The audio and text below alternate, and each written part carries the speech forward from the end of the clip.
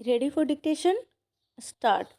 पूर्वोत्तर के 3 राज्यों के चुनावी नतीजे अनुमान के अनुरूप रहे हैं और चंद लफ्ज़ों में अगर कहें तो क्षेत्रीय पार्टियों को ही जीत नसीब हुई है। और अगर राष्ट्रीय पार्टियों की बात करें तो भाजपा अवश्य खुशियां मना सकती है। भाजपा के लिए सबसे बड़ी खुशखबरी नागालैंड से आई है, जहां गठबंधन में रहते भाजपा को बड़ी कामयाबी मिली है। नागालैंड में पिछली बार विशेष स्थिति बन गई थी। सभी 60 विधानसभा सदस्यों ने राष्ट्रवादी लोकतांत्रिक प्रगतिशील पार्टी एनडीपीपी के नेतृत्व वाली सरकार का समर्थन किया था। हालांकि चुनाव में मोटे तौर पर 2 खेमों के बीच मुकाबला हुआ, जिसमें एनडीपीपी भाजपा गठबंधन ने बाजी मार ली है। एग्जिट पोल ने भी भविष्यवाणी की थी कि भाजपा और एनडीपीपी सत्ता कायम रखने में कामयाब हो जाएगी और अब ऐसा ही हुआ है। इसमें कोई शक की बात नहीं कि नागालैंड में भाजपा को एक बुनियादी मजबूती मिल गई है। भाजपा के आधे से ज़्यादा उम्मीदवारों का जितना महत्वपूर्ण है। नागालैंड चुनाव में कांग्रेस 23 सीटों पर लड़कर बुरी तरह नाकाम रही है। उसके लिए नागालैंड में रास्ता कठिन हो गया है। वैसे वहां कांग्रेस ने जोर नहीं लगाया, जबकि भाजपा ने जोर लगाने में कोई कसर नहीं छोड़ी। मिसाल के लिए मेघालय में भाजपा को जब कोई बेहतर गठबंधन नहीं मिला तो उसने अकेले ही चुनाव लड़ने का फैसला लिया। वहां उसे कामयाबी ज़्यादा नहीं मिली, लेकिन उसका जनाधार जरूर बढ़ा होगा। एक बड़ी खुशी की बात है कि नागालैंड को पहली बार 2 महिला विधायक नसीब हुई है।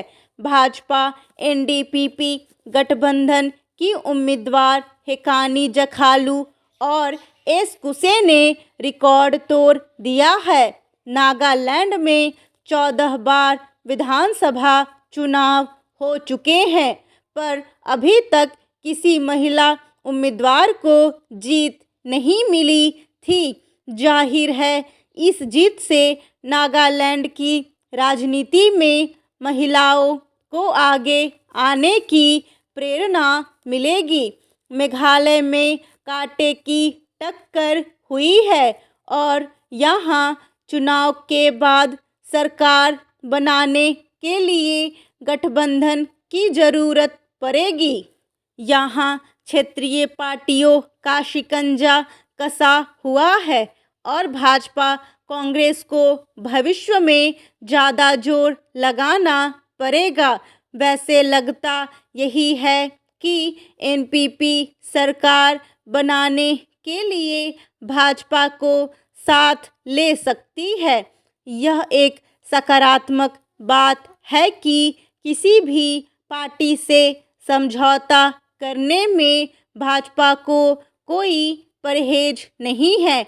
दूसरी पार्टियों के लिए यह एक सबक है कि कैसे भाजपा ने पूर्वोत्तर में अपने लिए ठोस जगह तैयार की है। उसकी उपलब्धि के पीछे जमीनी मेहनत ही नहीं, राजनीतिक कौशल भी है।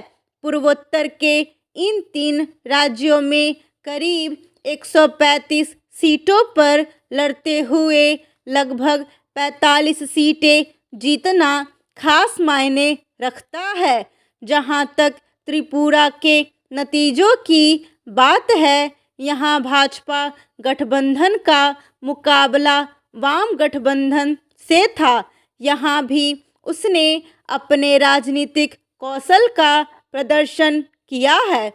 कुल मिलाकर नागालैंड और त्रिपुरा में भाजपा सत्ता में वापसी करेगी। वहीं मेघालय में वह गठबंधन के जरिए सत्ता में शामिल हो सकती है। पूर्वोत्तर ने साफ कर दिया है कि भाजपा को सत्ता से बेदखल करने की इच्छा रखने वाले एकजुट न हो पाए तो उन्हें 2024 को लेकर बहुत उम्मीदें नहीं पालनी चाहिए। बहरहाल तमिलनाडु, पश्चिम बंगाल और महाराष्ट्र के उपचुनावों में कांग्रेस को जो जीत मिली है, शायद उसे भाजपा नज़रअंदाज नहीं करेगी। मतलब तय है, आगामी चुनावी मुकाबले बहुत दिलचस्प होंगे।